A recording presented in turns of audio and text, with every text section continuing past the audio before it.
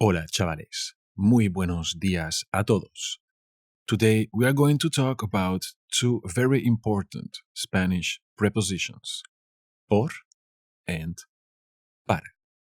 Now, por is used all the time and has the most uses, so we are going to keep para for the end. Let's get into por. Por is used to express gratitude or to apologize.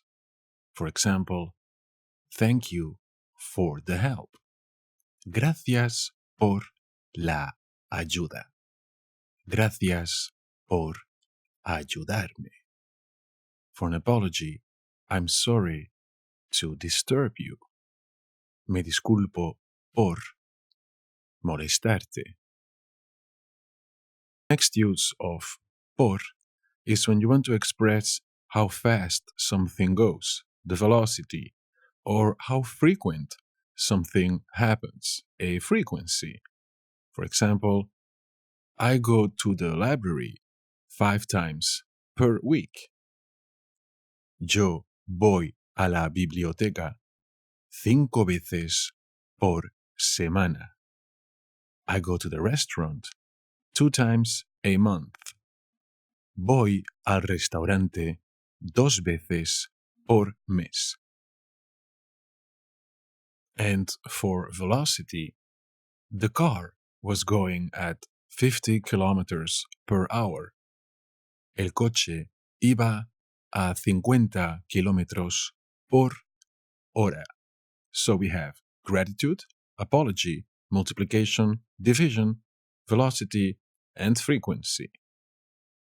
The next use of the preposition por is when you're describing your route. It can mean through, along, by, or in the area of somewhere. For example, we are walking through the park. Andamos por el parque. I am running along the river. Estoy corriendo por el río. We are in the area of the city. Estamos por la ciudad. Another use of the preposition por, is when you are talking about a sale, an exchange. How much have you sold something for?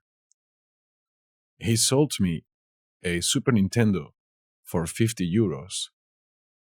Me vendió una Super Nintendo por 50 euros. Me lo vendió por 50. Por is also used to express on behalf of. Let's say when you are voting, I voted on behalf of the green guys. He votado por los tíos verdes. I voted on behalf of this person. He votado por esa persona. The next use is to express a specific length of time, a duration of time. I studied for 2 hours. Yo estudié por 2 horas. You can also say durante, but add something else. So to express a length of time. Me fui al cine por 3 horas. I went to the movies for 3 hours. Por is also used to express an undetermined, a general time. By the night, for example, you can see the stars during the night. Se pueden ver las estrellas por la noche. Por la noche duerme todo el mundo. During the night, everybody is asleep. My shift is during the day. Mi turno es por el día. Por is also used to express your means of communication and transportation. I am going to travel by train. Voy a viajar por tren. I'm going to contact you by phone. Te voy a contactar por teléfono. I'm going to contact you by mail. Te voy a contactar por correo. And por is also used in case of a mistaken identity, when they're seeing you as something or somebody. Let's say they think you are crazy. They take me for crazy. Me tienen por loco. I am dizzy. They think I am drunk. They take me for drunk. Me tienen por borracho. Por is also used when followed by an infinitive to express an action that still needs to be performed. Something still needs to be done. Let's say lunch. Lunch is yet to be cooked. El almuerzo está por cocinar. Está por cocinar el almuerzo. Por is also used to express the cause or the reason why something happened. The plant died because lack of water. La planta murió por falta de agua. If you want to say you're in the mood for something, it's just estar por. I am in the mood for having a milkshake. Estoy por tener un batido. I'm in the mood for having a coffee. Estoy por tomar un café. And finally, ta-da! It is used in passive constructions when you are saying who did something, who wrote something, for example. Este libro fue escrito por Pepito López. This book was written by Pepito López. Así que ya está todo por esto. Pero there are also a few expressions in Spanish using por.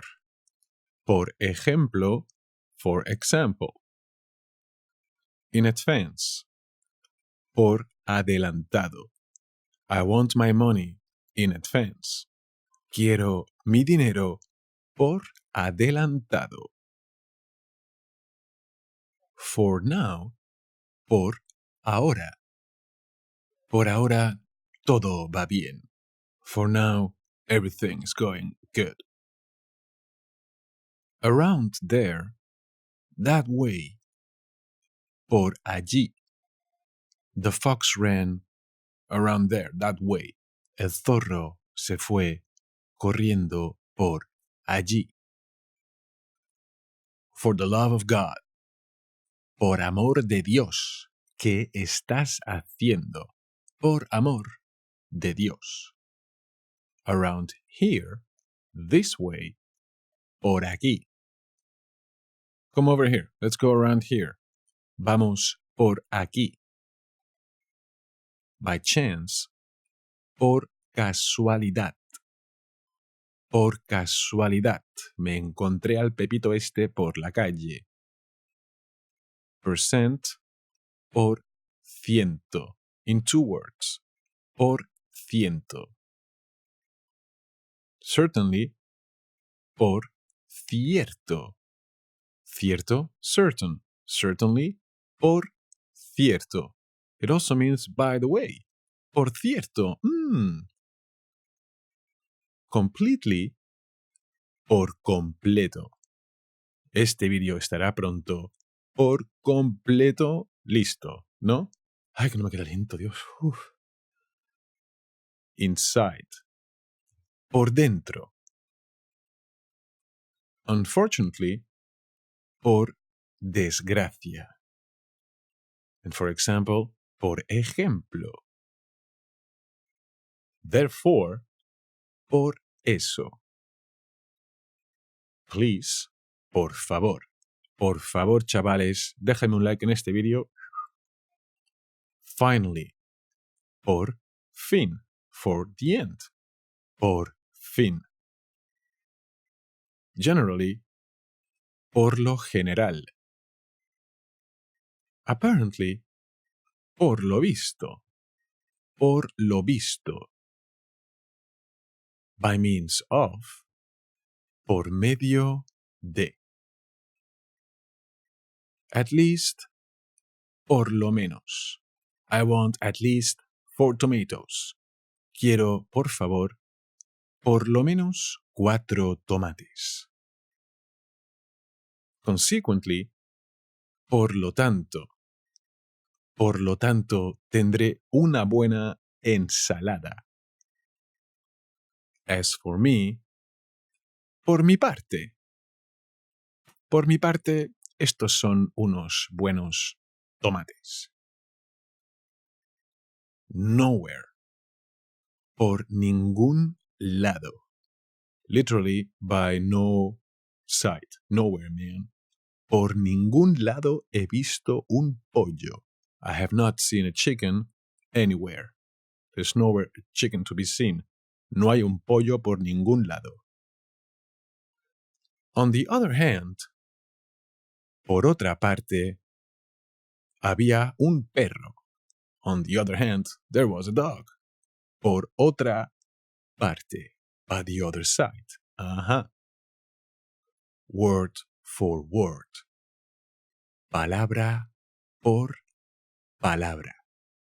Palabra por palabra. For the first time. Por primera vez. Por primera vez. Separately, apart.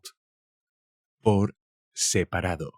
We are going to pay separately. Vamos a pagar por separado. Of course. Por supuesto. Por supuesto. Fortunately. Por suerte. Por suerte, tío, mis vídeos salen en YouTube. Por suerte. And then we have everywhere and on all sides. You can use por todas partes or por todos lados. Hay pollos por todas partes, tío. Por todos lados hay pollo. And finally, por último. Por último, esto. Bueno con el por. And now, chavales, let's move on to the grand finale. Para. Para. The uses of the preposition para. Don't be afraid, there are not that many, okay? Venga, chavales. Para is used to indicate a destination. Where are you going to? The train left for Barcelona. El tren salió para Barcelona. The train is moving to a destination para. The next use of para is to show the use, the purpose of a thing. What is this thing for? Let's say you have a very fancy glass for a very fancy drink. This is the glass for my fancy whiskey. Este es mi vaso para mi whisky, para mi whisky. El vaso para esto. All right? The next use of para is, again, by the purpose, for the purpose of, in order to. Para hacer una paella, primero tienes que hacer un sofrito. Para is also used to say who is getting something, who is accepting, receiving something. This gift is for you. Este regalo es para ti. Este coche es para ti. Soy la policía. Esta multa es para ti. You are getting it, okay?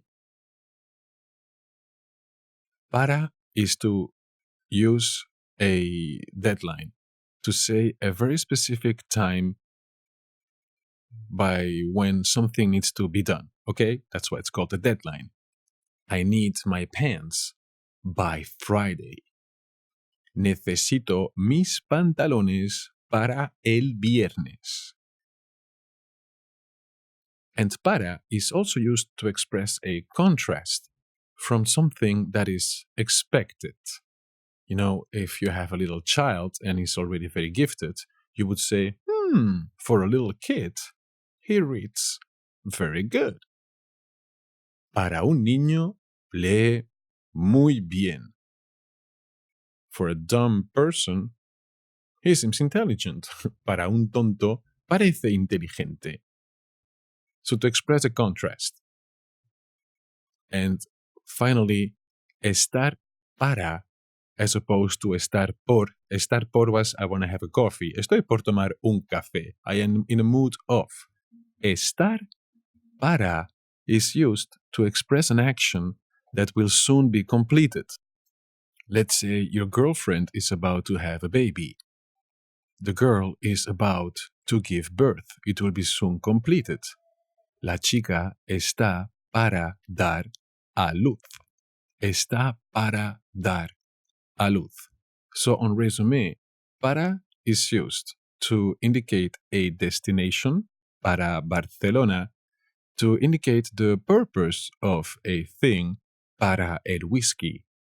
In order to say in order to, for the purpose of, para hacer algo, para hacer una paella. And it's also used to say who is the receiver of, for example, a gift. Este regalo es para ti.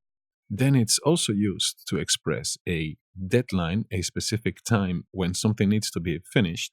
I need my pens by Friday. Necesito mis pantalones para el viernes. To express a contrast. For a kid, it's all right. Para ser un niño, esto está muy bien. And finally, para is used to express an action that will soon be completed. Está para dar a luz. Y bueno, chavales, esto era todo el rollo completo para las preposiciones por y para. Espero que lo entendáis un poco mientras tanto. Si no, simplemente volvéis a ver el vídeo una y otra vez y al final estará todo claro, creo. Chavales, muchas gracias por 25.000 suscriptores. Ole, ole, ole, ole. Muchas gracias, chavales.